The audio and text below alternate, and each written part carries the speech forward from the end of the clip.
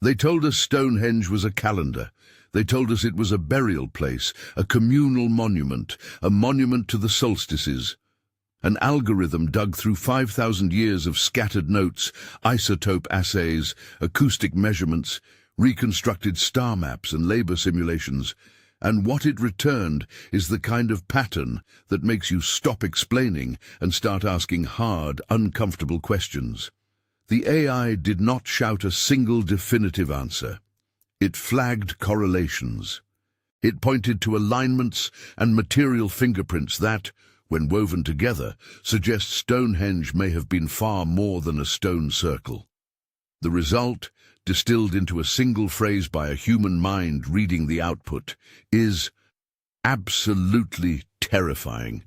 Not because it promises apocalypse, but because it implies design with effects on human bodies, minds, and social order that we did not expect from Neolithic Britain. Stonehenge, briefly, rough dates, massive implications, built in stages between roughly 3000 and 1500 BCE, a ring of sarsen uprights and lintels surrounded smaller bluestones and an enigmatic altar slab. For generations, archaeologists debated whether it was primarily an astronomical calendar, an elite burial site, a focus for pilgrimage and assembly, a site of memory and social ritual. Those theories remain reasonable. But the machine was asked to look for patterns across disciplines: chemistry, acoustics, astronomy, and logistics. It looked for consistency, where scholars had treated separate anomalies as isolated curiosities. When you connect the dots it brought up, the picture changes in ways that are unsettling and, importantly, testable. Before I go further, what the AI did and did not do: the system processed thousands of data points, matched geochemical signatures, modeled sound fields, simulated labor requirements, and reconstructed sky maps as they would have appeared 5 millennia ago. It flagged statistical regularities and improbable coincidences. It did not decide why ancient people did anything. The machine identified patterns. Human researchers interpreted them. Every time I say, the AI identified, hear the pause that separates data from meaning. And every time I say, researchers interpret, hear the bridge that reminds us, interpretation is an act of caution and imagination. The first thread the AI pulled was stone chemistry. Ancient rocks carry elemental signatures like a fingerprint. Using mass spectrometry and trace element ratios, the AI matched minute traces from fragments of what has been called the altar stone to a geochemical profile most similar to red arenite deposits found in the Orkney Basin in northeastern Scotland, the Orcadian sediments, rather than to the more commonly cited Welsh bluestone quarries. These are not casual similarities. The dataset included isotope ratios and mineral ages running into the hundreds of millions of years and beyond. Some components dated geologically in ranges that, when combined, make a coherent fingerprint pointing away from the Preseli Hills in Wales and toward northern provenance. A short aside on methods, because this is where a lot of viewers get lost, but where we must remain precise. Mass spectrometry measures the abundance of elements and isotopes within a sample. Some trace elements are hard to mobilize in weathering or transport, so they act as robust markers of origin. When multiple lines of elemental evidence align, ratios of rare earth elements, strontium isotopes, trace transition metals, the confidence of a match goes up. The AI's job was to look for the best shared signature across many fragments and ask, which known quarries or geological formations does this pattern most closely resemble? When the top matches cluster in Orcadian lithologies rather than Welsh ones, that is a result with clear logistical implications. If the altar stone, a focal, centrally placed slab, is closest in signature to rock from northeastern Scotland rather than Wales, what does that mean in human terms? It implies maritime transport on a scale and with a navigational sophistication greater than what we'd usually imagine for communities of the 3rd millennium BCE in Britain. Imagine crews, thousands of people, hauling multi-ton stones to river mouths, building robust rafts or primitive ships, timing voyages for tides and seasons, and then moving those stones inland, overland, and into precisely measured positions. It doesn't require modern ports or advanced metallurgy. It requires organization, planning across generations, and knowledge of coastal sailing and boat-building techniques that could keep huge cargoes afloat and intact. This is not idle speculation. The AI ran simulations of transport cost and probability, how many labor days, how many vessels, how many seasonal windows would be required to move specified stone masses from Orcadian red arenite sources to the Salisbury Plain. The models returned distributions that favor centralized coordination, not merely cooperative exchange between loosely connected bands, but sustained projects likely overseen by leadership with long-term planning capacity. That may sound like a dry demographic conclusion, but ask yourself what it takes to sustain that sort of mobilization. Subsistence, provisioning for workers, storage and supply chains, perhaps authority that could compel labor or incentivize it over years and decades. This is the first hint that Stonehenge might sit at the meeting point of engineering, ritual, and power. Next, sound. If materials and logistics point us toward a narrative of engineered intent, acoustics point us toward the experience of those gathered there. Sound is a physical phenomenon shaped by materials, geometry, and space. We know this from modern buildings, concert halls, cathedrals, even caves, where architecture is used to sculpt auditory experience. Two lines of research were brought together here. Trevor Cox's scaled physical models, the 112 replica experiments carried out at Salford, and field recordings that capture unusual metallic ringing and low-frequency energy from the stones themselves. Trevor Cox, in the 2020 scaled model studies, showed that Stonehenge's circular configuration and the size and spacing of its uprights create a unique, reverberant interior. Voices and instruments inside the ring would be amplified in particular ways, with standing waves and pockets of reinforcing echoes that accentuate certain frequencies and diminish others. Standing inside such a ring, in Cox's models and in his extrapolated acoustic maps, would not be like being in an open field. It would be like standing inside a resonant enclosure. Sounds bloom, linger, and converge. Alongside reverberation, a different class of sound emerged in the dataset: infrasonic energy.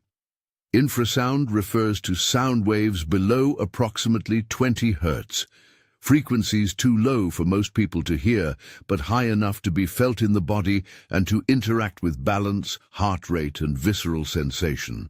Researchers in fieldwork and controlled experiments have linked infrasound to feelings of unease, pressure in the head, chills, or even a sense of presence. A researcher whose specific attribution in the transcription is indefinido recorded metallic tones associated with some stones, metallic overtones, and low-frequency signatures that, when modeled at scale, would produce an undercurrent of infrasonic energy across the monument's interior.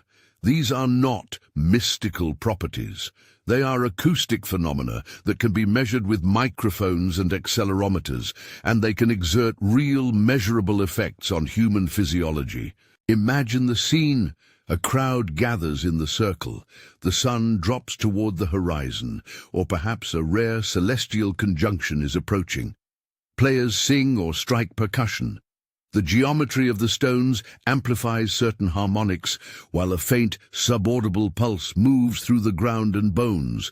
People report awe, tears, a rising panic, or a sudden sense of unity. These subjective effects are precisely what several experimental studies suggest can follow exposure to specific low-frequency environments. The AI did not say the builders meant to induce fear. It flagged the co-occurrence of stone placement, material resonance, and frequency content that could plausibly produce strong emotional states in assembled groups. Human researchers then ask, would a society want to harness that effect? And if so, to what ends? Here is an accessible technical note. Infrasonics are produced when structures resonate at low frequencies or when coupled energy sources, wind through gaps, pressure differentials, or the sympathetic vibration of stone, create stable subaudible energy fields. Just as a cathedral's arches create specific resonances for singing voices, the arrangement and composition of Stonehenge's stones can create resonant modes barely perceivable but physiologically consequential. Trevor Cox's scaled models help show how geometry affects reverb and focus, while field accelerometer data reveal that particular stones can act like tuned resonators. The AI's acoustic model took these measurements and interpolated the whole site as a system rather than as a collection of stones. Its output, the ring's placement and stone selection, are statistically consistent with a design that enhances specific resonances and infrasound generation, a non-trivial observation. The most jarring component of the AI's synthesis is the celestial analysis. Everyone knows Stonehenge aligns to solstices. The rising sun at midsummer and midwinter has long been a powerful interpretation. But the machine was asked to do more than confirm solstice alignments. It reconstructed star catalogues as they would have appeared 4,000, 5,000 years ago and examined the monument's sightlines for statistically improbable coincidences with stellar positions. One pattern held. Beyond solar markers, a precise line of stones seems to point not at any obvious bright star or planetary conjunction, but toward a region of sky that at certain epochs corresponds to a mathematically precise, relatively empty point. A focus not on luminous bodies, but on an angular geometry that would synchronize with rare cyclic events, maybe the culmination of a long orbital cycle, precession, or a repeating eclipse corridor. What does aiming at an empty sky point accomplish? There are a few interpretations. One is symbolic, pointing toward nothing visible, gestures to cycles too slow or infrequent for daily notice. The slow sweep of precession, the return of a rare configuration every several centuries. Another is functional. If the site was used as a marker in a long-term calendar for timing rituals coordinated over generations, a non-solar astronomical anchor could act as a predictable trigger for events like gatherings, rites of passage, or coordinated agricultural strategies tied to rare celestial phenomena. The AI's probability analysis showed that the alignment's precision relative to random expectations is significant. It is statistically unlikely to be a coincidental byproduct of other construction constraints. The machine flagged that as a pattern. Humans must choose the meaning. Now layer that celestial precision onto the acoustic profile and the geochemical provenance. The AI's cross-domain synthesis found that stones whose composition most closely matched distant Orcadian sources also occupy positions in the ring that contribute strongly to the monument's acoustic modes. The match is not absolute, but it is consistent. Materials chosen for their resonant qualities, placed in positions that enhance particular low-frequency modes, oriented toward a non-solar sky point that returns predictably on long cycles. When independent data streams like these converge, we move from intriguing anomalies to a hypothesis worth testing.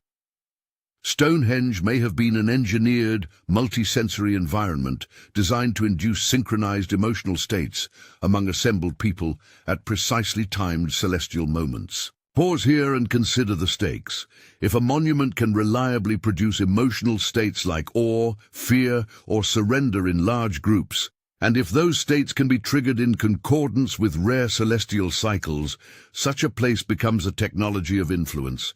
It is a tool that can unify, intimidate, inspire, or coordinate populations without words. Does that mean it was a weapon? Not necessarily. Weapon implies malicious intent, a goal of destruction. The evidence does not prove malice, but it does suggest technique, harnessing natural physics to produce predictable psychological effects. Anthropologically, that is how many ritual specialists and leaders of symbolic systems operate. They create environments where meaning and emotion are shaped to produce social outcomes. Which brings us to social organization. The AI ran labor models, millions of parameter sweeps, estimating the workforce, provisioning needs, skill sets, and timeframes required to quarry, transport, shape, and erect the stones with the precision the acoustical and celestial hypotheses demand. The output shows that ad hoc cooperation is statistically unlikely to achieve the observed precision and scale within the timescales indicated by radiocarbon dates. More probable is central coordination or a set of institutions capable of maintaining continuity across generations. Some structure that could hold knowledge, procure resources and boats, and guide the project through decades or centuries. This is not an indictment of Neolithic people, but a statement about complexity. The ability to organize such a project implies political structures, ritual hierarchies, or religious offices that could mobilize and sustain labor. The human cost inferred from these simulations is real. Food stretched to feed workers, time diverted from farming, social debt accrued and repaid in prestige, subservience, or obligation. When the audio, chemical, celestial, and social lines are overlaid, a pattern emerges that is greater than the sum of its parts. Not a single piece of evidence proves the whole story, but the combined probability that material choices, acoustic properties, and astronomical orientations are unrelated drops markedly.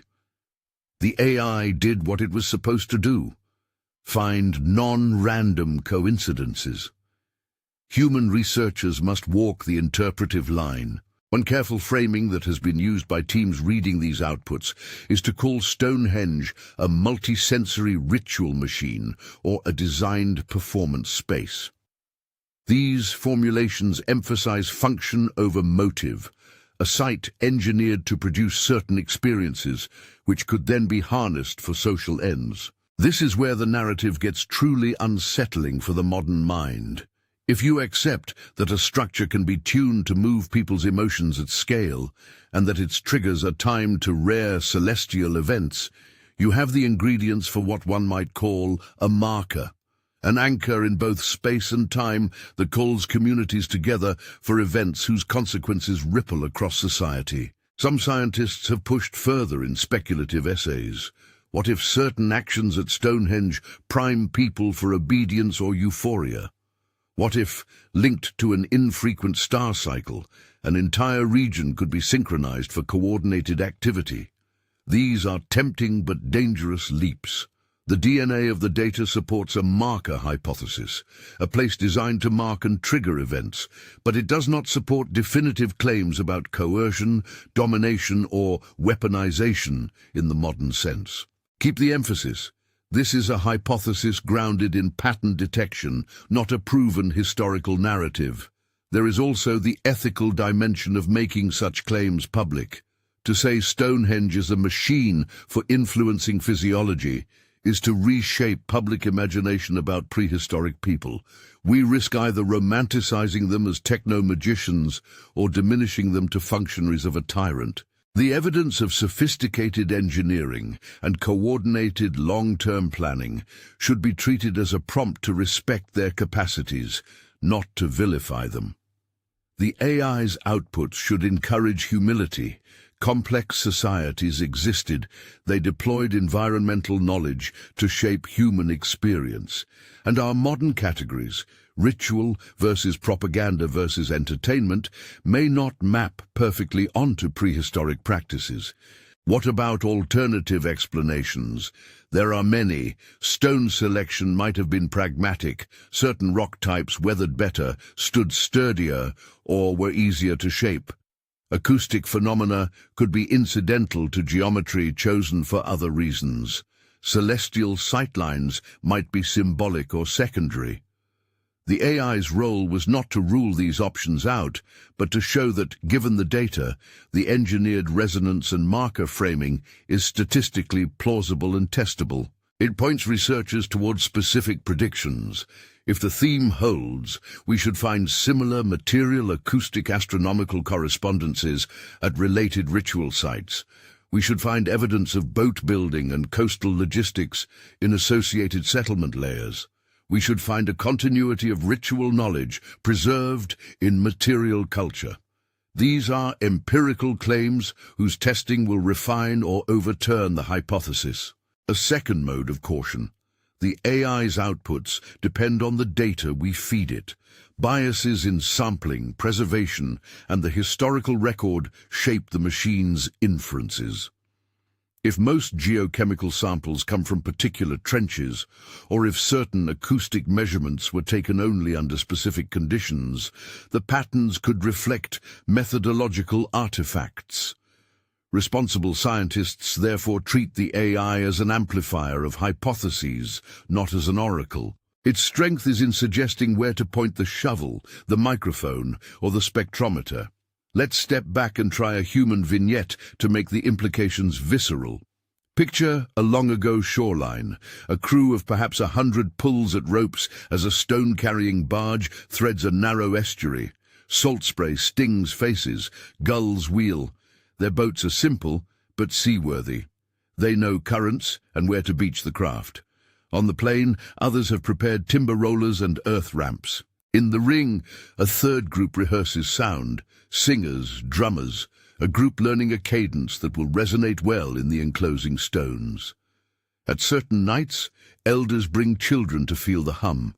At other moments, leaders gather the community to witness rare returns of the sky marker, an alignment that happened perhaps once in a generation or once in many lifetimes. The ritual is both social glue and political theatre. The sensory architecture, stones that ring like bells, a low-frequency pulse felt in the chest, a sightline pointing to an interval that returns in a century, shapes belief, memory and obligation in ways that words alone would struggle to achieve. That vignette is a story. It's not proof, but it is the kind of human-scale picture that emerges when you let the AI highlight improbable convergences and then ask what those convergences might have meant to the people who built and used this place. It forces us to imagine the builders not as primitives, but as engineers of experience. At the center of much public reaction are two words that have been used in press and in online conversation: weapon and countdown. Both are emotionally charged, and both risk misrepresenting the evidence. A weapon implies an intent to harm or annihilate. We have no evidence for intentional physical destruction as a primary function. A countdown implies a ticking toward a cataclysmic event. Again, there is no evidence of an imminent apocalyptic trigger tied to Stonehenge's geometry. A more careful phrase the research community has used is activator or marker, a site built to activate collective experience at predictable moments. That phrasing retains the gravity of the possibility without leaping to violence or doomsday. Another critical point: agency. The AI may identify centralized coordination as the most probable explanation for labor models, but it cannot and does not assign moral motives. Centralized projects can be cooperative and consensual. They can be coerced. They can be a mix of both. Prestige goods, social reciprocity, and ritual obligations can motivate long-term labor. So can elite compulsion. The data do not settle which of these social mechanisms dominated at Stonehenge. They only show the level of organization necessary to achieve the monument's observed combination of material sourcing, placement precision, and acoustic effect. We also must address the emotional power of the idea that stone selection came from afar. People across millennia have invested meaning in remote materials. If the altar stone's Orcadian signature holds up under further sampling, that means those people deliberately sought a specific geological source, perhaps because of its color, texture, or resonant properties, or because the journey itself had symbolic value. Sourcing from a distant place can be an act of assertion, a community demonstrating reach, claiming a connection to distant kin, or ritually incorporating the far land into a domestic cosmology. Whatever the motive, moving stones across hundreds of miles of coastline is a statement about capability and intent. What are the remaining unknowns? Plenty. We don't yet have a full, unbroken data set linking every stone's material chemistry with precisely measured acoustic function and a reconstructed sightline at a given ancient epoch. Sampling bias remains a problem. Some researcher attributions in the source material are indefinido and need verification. Not all field measurements have been cross-checked under varying environmental conditions. The AI's models are also only as good as the inputs. Models of ancient shorelines, estimates of boat performance, and assumptions about social continuity over generations can push outcomes one way or another. Responsible research follows the AI's trail with new measurements, replication of acoustic fieldwork under varied conditions, and targeted excavations that test labor and provisioning models. If you ask, why call this terrifying? The answer is nuanced. The alarm is not about imminent physical danger. The unease comes from recognizing that people thousands of years ago may have intentionally created environments that could shape masses of humans at a deep physiological level, timed to cycles that span generations. That recognition reframes our views on agency, on the intersection of ritual and control, and on the sophistication of prehistoric engineering. It forces us to reckon with how social power can take subtle sensory forms. The fear is not of a weapon hidden in stones, but of the conscious making of environments designed to steer the human mind. So where does this leave us? First, with curiosity and a clear path for further inquiry. The AI's role was diagnostic, not declarative. It identified correlations that should now be tested by field geochemists, acoustic engineers, archaeologists, and astronomers working together. The most productive next steps include expanded sampling for geochemical provenance tests, replicated acoustic experiments across seasons, and deeper analysis of related coastal sites for evidence of sustained maritime logistics. Each of these steps can strengthen or weaken the multisensory hypothesis. Second, with humility, our modern categories, science, ritual, politics, are tools for organizing our understanding, but they can blind us if deployed without caution. The AI helps us see patterns that our disciplinary silos might miss.